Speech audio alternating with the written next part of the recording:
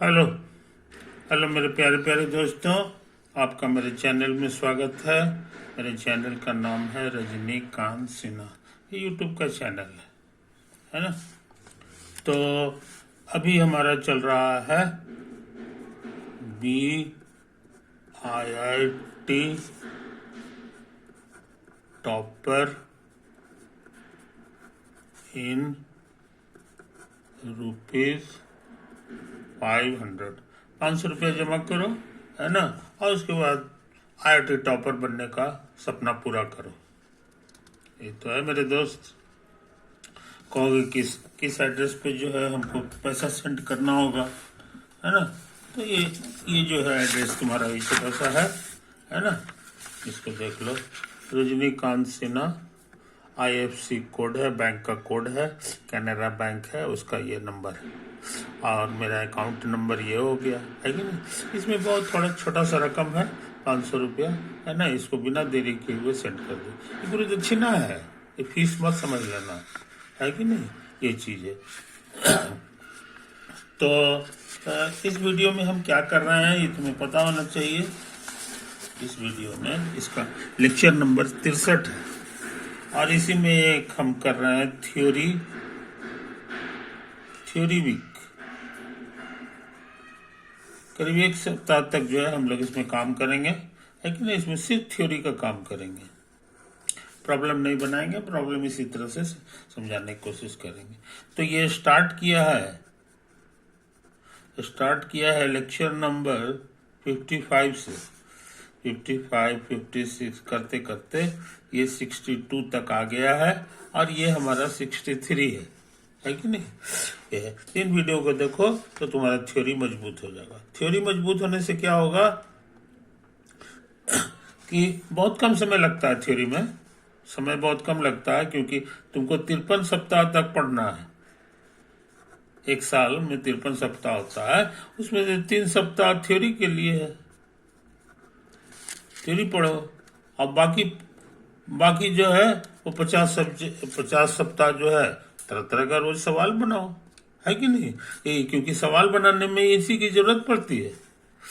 Theory नहीं जानोगे तो सवाल नहीं बनेगा, समझे कि नहीं। अब वो जो है वो कमजोर फाउंडेशन हो जाता है। जैसे मकान के लिए पहले फाउंडेशन बनाना पड़ता है। ऐसा नहीं है कि इसी तरह से ईंटा लगा दिए तो मकान तैयार हो गया। धड़ाम से गिर जाएगा मकान, वो धड़ाम से वो मकान गिर जाता है। इसलिए इंजीनियर लोग जो है सबसे पहले फाउंडेशन बनाते हैं। फाउंडेशन के मतलब होता है पिलर, है ना। तो पिलर पे ही मकान खड़ा रहता है। तो पिलर मीन्स पढ़ाई का पिलर कौन सा चीज है। पढ़ाई का पिलर मतलब होता है यही थ्योरी, है ना। दूसरी बात यह है कि थ्योरी पढ़ने में ज्यादा समय नहीं लगता है। 3 सप्ताह बहुत ज्यादा है कि नहीं। तो वही थ्योरी हमको करना पड़ रहा है क्योंकि लड़कों को जो है सवाल तो हमेशा का चीज है कि नहीं। तो ये चीज है, तो इसलिए थ्योरी करना बहुत जरूरी है और उसको पढ़ना जरूरी है। सबसे जरूरी काम यही है, समझे कि नहीं। तो इस चीज को समझ लो मेरे दोस्त, तुम समझदार हो।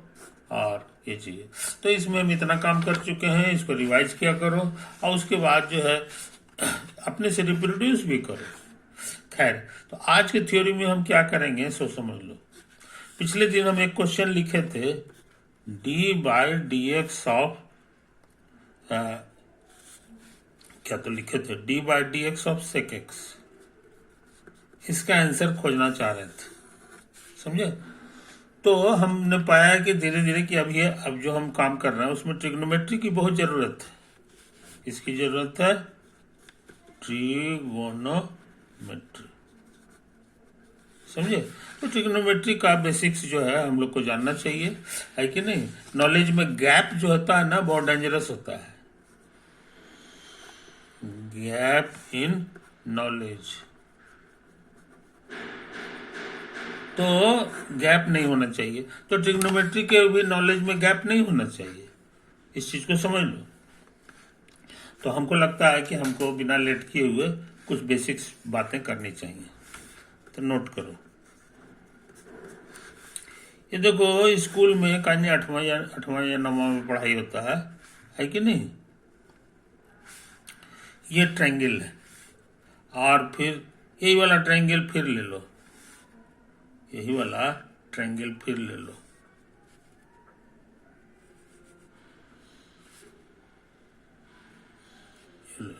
है कि नहीं? नाम दे दो इसको ABC, इसका नाम दे दो DE। समझे कि नहीं? यहाँ पे ये एंगल इस एंगल के बराबर है, ये एंगल इस एंगल के बराबर है कि नहीं? ये चीज ई है। और उसी तरह से ये एंगल जो है इसको एक नंबर कह दो इसके, ये थीटा कह दो, नहीं कुछ कह दो, मान लो कि ये 2 नंबर है। ये एंगल तुम्हारा इस एंगल के बराबर है, समझे? हम फोटो से बना दे रहे हैं, ये इसके बराबर है। और ये वाला जो है तुम्हारा, ये दोनों आपस में बराबर है, और उसके अलावा ये इसके भी बराबर है ना। जरा फिर से साफ सुथरा फोटो बना लें।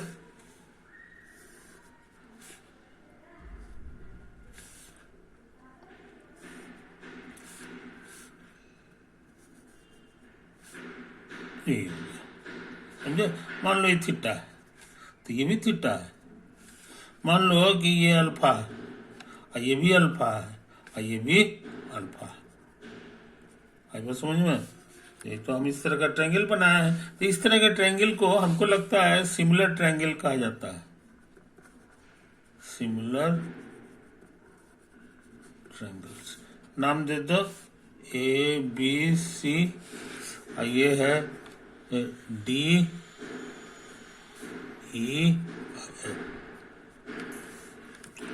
चूंकि ये दोनों एंगल सेम है इसलिए ये साइड और ये साइड सेम होगा, ये साइड और ये साइड सेम होगा, है कि नहीं?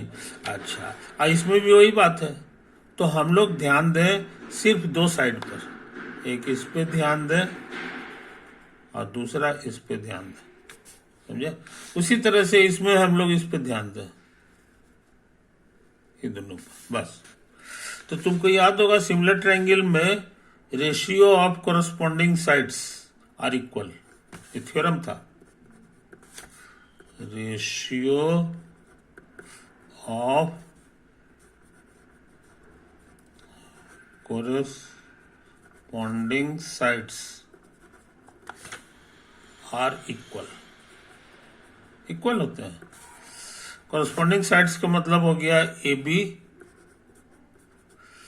और उसका जोड़ीदार हो गया ये DE। उसी तरह से ये BC ले लो, तो BC का जोड़ीदार जो है वो ये हो गया EF। ये दोनों बराबर हो जाता है ना?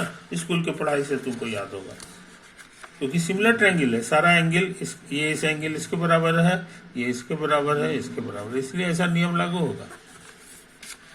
ना हो तो इसका नाम दे दो R, ये लंबाई को, और इसको R डैश कर दो, समझे कि नहीं? एक तो है। और ना हो तो इसको L कह दो या L डैश कह दो और इसको L कह दो। तो तुम क्या सीखे जनाब? AB का मतलब हो गया R और DE का मतलब हो गया R डैश। और इधर क्या सीखे हो? BC, BC का मतलब हो गया L और EF का मतलब क्या हो गया? EF का मतलब L डैश हो गया, समझे? कोई दिक्कत? तो ये दोनों बराबर है। तो हम सोचते हैं ना कि R को इधर ले जाओ, इसको उधर ले जाओ, तो L dash by R dash, ये L डैश बाय R इधर आ जाएगा, L बाय R। नहीं समझे? L बाय R फोटो में देखो, L बाय R यहाँ आया, इसमें L dash by R dash माने इतना बाय इतना, समझे कि नहीं? तो ये बहुत इंपॉर्टेंट चीज हम लोग सीख लिए कि L बाय R कुछ भी निकालेंगे, कोई भी ट्रायंगल होगा, ऐसे ऐसे ऐसे सिमिलर ट्रायंगल ले लो किसी तरह से, मान लो कि इस बार ये R डबल डैश और ये L डबल डैश, तो उसी तरह से ये वाला फिर बराबर हो जाएगा इसके, अब बशर्ते कि थीटा रहे, सेम एंगल रहे, तो L double dash by R double dash हो जाएगा, ETC। तो रूल क्या हो गया? सो समझ लो कि L आर जो होता है का रेशियो जो होता है वो हमेशा कांस्टेंट होता है, कांस्टेंट होता है, बशर्ते कि ये जो एंगल बन रहा है ये सेम हो, ये एंगल और constant angle theta, constant angle theta, theta हमारा सेम रहना चाहिए, थीटा अलग अलग करोगे तो रेशियो बदल जाएगा, समझे कि नहीं, ये बात है। अच्छा, अब हम क्या कहना चाहते हैं सो समझ लो। हम कहना चाहते हैं कि थीटा को स्मॉल कर दो, और स्मॉल एंगल थीटा, समझे, नक्शा देखो, ये अभी ऐसा फोटो, ये जो है तुम्हारे लिए ऐसा हो गया, यही था, है कि नहीं, आई थीटा, ये थीटा है, यही तुम्हारे लिए आर था, और यही तुम्हारे लिए एल था, समझे। अब हम सोच रहे हैं ना कि लाल कलर से इसको सेंटर मान लो, याद रहे ये भी हमारा आर है, ये भी हमारा आर है। अब हम सोच रहे हैं ना कि यहाँ से सर्किल खींच दो, तो सर्किल खींचोगे तो सर्किल का शकल कैसा होगा सो देख लो, ये देखो यही होगा सर्किल का शकल, है कि नहीं, ये तो है कहानी। तो यहाँ पर दो तरह का लंबाई आ गया, इसको कहेंगे कॉर्ड और इसको कहेंगे आर्क, इधर वाले को, समझे। तो यहाँ पर जो आर्क हम निकाल रहे हैं, इसको ना हो तो कुछ नाम दे दो, मान लो ए बी है, तो इसको कहेंगे कॉर्ड ए बी, और इसको कहेंगे, ये टेढ़ा वाला जो लाइन है इसको जो है कहेंगे आर्क ए बी, समझे कि नहीं। तो हर लड़का जानता है कि इससे बड़ा ये होता है, हर लड़का जानता है कि आर्क जो है टेढ़ा रास्ता है, तो टेढ़ा रास्ता ज्यादा लंबा होगा, तो ये जनरल नी रूल है। लेकिन जैसे जैसे हम इसको छोटा करेंगे, समझे, फॉर स्मॉल थीटा, समझे कि नहीं, ये जो होगा बहुत छोटा एंगल के लिए, जैसे ये छोटा एंगल,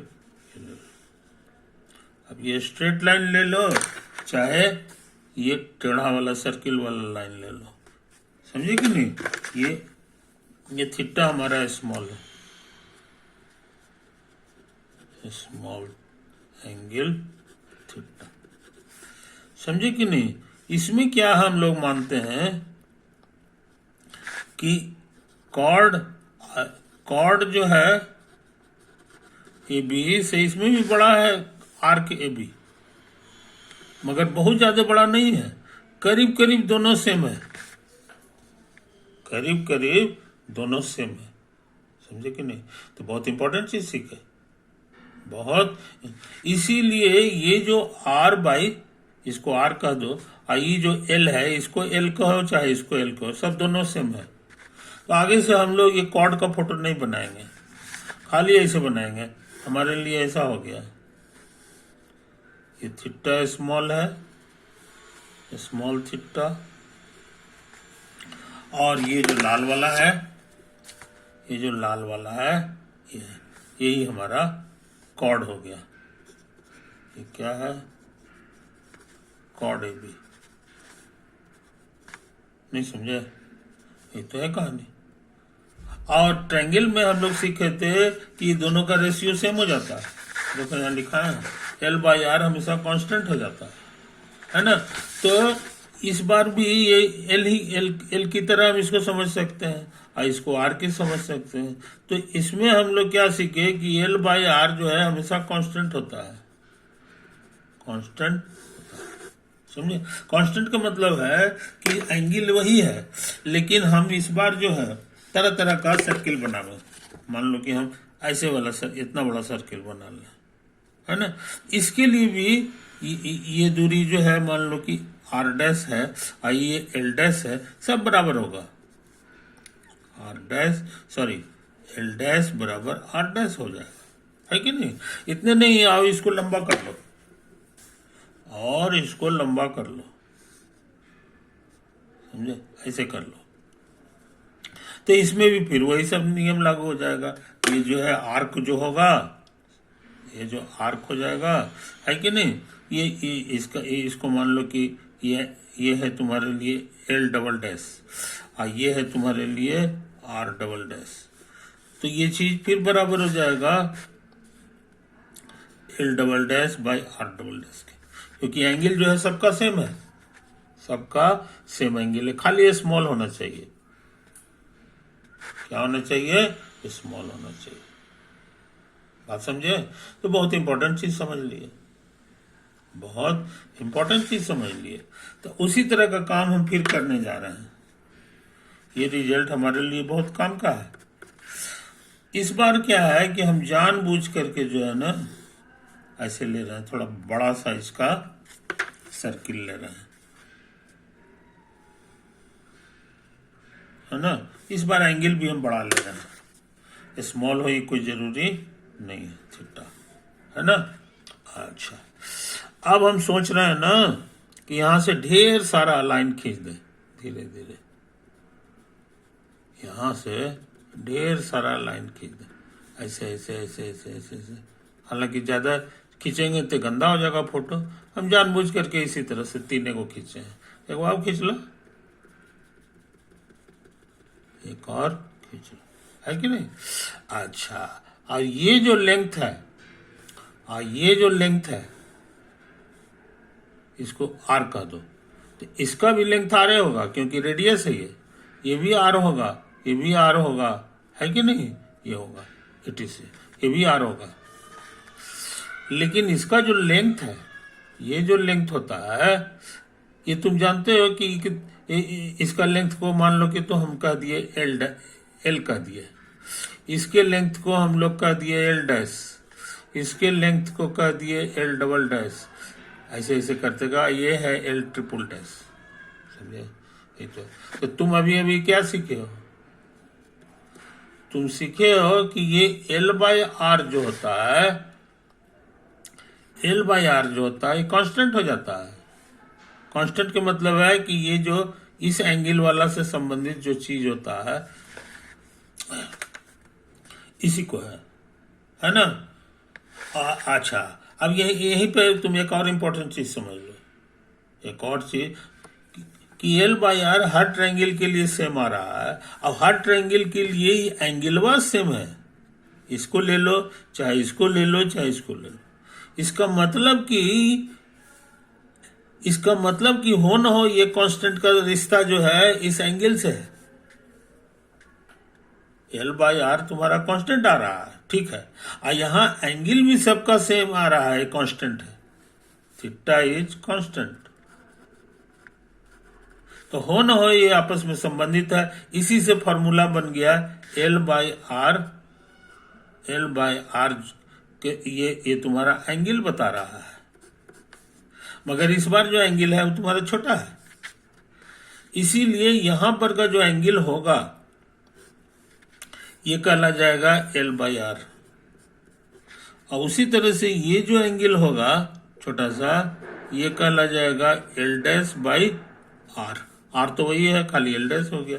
उसी तरह ये पतला वाला जो एंगल है ये हो जाएगा तुम्हारा L double dash by R, और अंत में जो है ये वाला जो एंगल होगा ये हो गया L double triple dash by R. समझे? याद रहे हम जो तर्क दे रहे हैं ये मेरा तर्क नहीं है, ये आर्किमिडीज का तर्क है जो करीब करीब 2000 बरस पहले हुआ था। समझे कि उस समय साइंस डेवलप नहीं किया था, लेकिन वो लॉजिक के आधार पर बता दिया कि नहीं आप मेरी बात सुनिए, तो वही उसी का कहना था। तो नतीजा है कि टोटल जो एंगल है, टोटल एंगल कितना होगा ये बताना आसान हो गया। सब एंगल को जोड़ना होगा, सब एंगल को जोड़ना होगा, तो कैसे के जोड़ो, तो इसके कारण जो एंगल बना है वो कहलाएगा एल बाई आर, इसके कारण जो बना है एंगल वो कहला जाएगा, ये अभी हम लिखे हुए भी है L dash by R, L double dash by R, और अंत में हो गया L triple dash by R. समझे? ये तो कहा हो कहीं इसकी ऐसा करो एलसीएम एल, सारा एंगल जो है सारा ऐसे ऐसे आ जाएगा।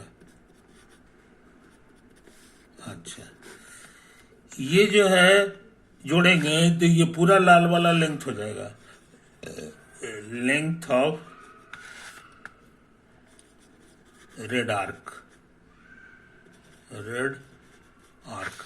आर्क हमारा ए से शुरू हुआ, बी पे खत्म हो गया, और ये आर तो रहेगा, है कि नहीं। तो शॉर्ट में हम लोग लिखेंगे, इतना नहीं लिखेंगे, सीधे लिखेंगे आर्क ए बी और बटा आर। आर मतलब हो गया यहाँ पर रेडियस, है कि नहीं। तो यही आ गया टोटल एंगल। टोटल एंगल को हम लोग थीटा कहते हैं। तो थीटा बराबर हमारा हो गया ये फॉर्मूला, समझा। तो ये पुराना फॉर्मूला है, थाउजेंड्स ऑफ ईयर पहले जो है किया गया, वो आज तक गलत नहीं साबित हुआ। मेजर उजर करके सब देखा गया कि नहीं एकदम सही कह रहा है, समझे कि नहीं। इसी से हमारा आर्क का फॉर्मूला हो गया, आर्क बराबर हो गया आर थीटा, समझे। आर हमारे लिए रेडियस का काम कर रहा है कि नहीं। और जो है थीटा हमारा कल आ गया angle at the centre. Centre पर का जो एंगल है उसे इसको गुना करो, समझे। और ये इस तरह से जो एंगल आता है, इस तरह से जो एंगल आता है, इसको समझदार लोग खाली इतना नहीं लिखता है। समझदार लोग लिखता है इतना रेडियन, क्योंकि पूछेगा कि डिग्री है कि क्या, तो नहीं, ये एक नया तरह का एंगल हो गया, इतना रेडियन हो गया, समझे कि नहीं। तो एंगल एट द सेंटर, और यहाँ बगल में जरूर लिख दो कि इन रेडियन। तो रेडियन मेजर में काम करोगे तो ये फॉर्मूला लागू हो जाएगा, और डिग्री में काम करोगे तो फेल कर जाएगा, समझे कि नहीं। और इसको जो है चेक भी किया गया। उस जमाने में जो है टेढ़ा लाइन को नापने के लिए स्केल से यूज नहीं करता था, समझे कि नहीं। यहीं पे धागा लेकर के इसको रख देता था, और उसके बाद जो है इसमें लाद देता था, और उसके बाद धागा को सीधा कर लिया और स्केल से मेजर कर लिया। तो इस तरह से कई एक्सपेरिमेंट किए गए और पाए कि इस फार्मूला में कोई खामी नहीं, समझे कि नहीं। आगे चल के स्कूल की किताबों में देखोगे लिखा रहेगा एल बराबर आर थीटा, है कि नहीं। या ज्यादातर किताबों में ऐसे रहेगा एल बाई आर बराबर थीटा। थीटा ब्रैकेट में लिख देता है इन रेडियन।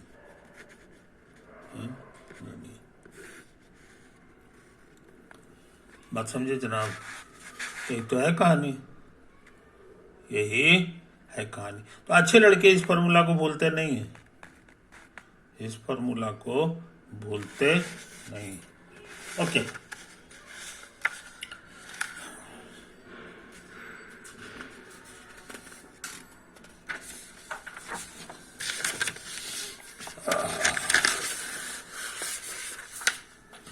तो ट्रिग्नोमेट्री की पढ़ाई या फिजिक्स की पढ़ाई जितना है सब रेडियन में ही होता है, सब रेडियन में ही होता है, रेडियन में ही एंगल को मेजर किया जाता है। और इससे फायदा यह है कि हमको एक बड़ा अच्छा फार्मूला मिल जाता है, एल बराबर आर थीटा। आर थीटा का मतलब है कि मान लो कि ये सर्किल है, ये सेंटर है कि नहीं। हाँ, ये लकीर है, ऐसे ऐसे करते आई, ये एंगल थीटा है। तो ये कितना लंबा है ये हम लोग जान गए, इसका लेंथ बराबर हो जाएगा आर थीटा। आर मतलब इसका रेडियस, समझे कि नहीं। खटाखट ये फॉर्मूला हम लोग यूज कर लेते हैं, खटाखट ये फॉर्मूला हम लोग यूज कर लेते हैं, है कि नहीं। तो इस बात को समझ लो, इस बात को समझ लो। तो लोगों ने कहा कि ऐसा करते हैं,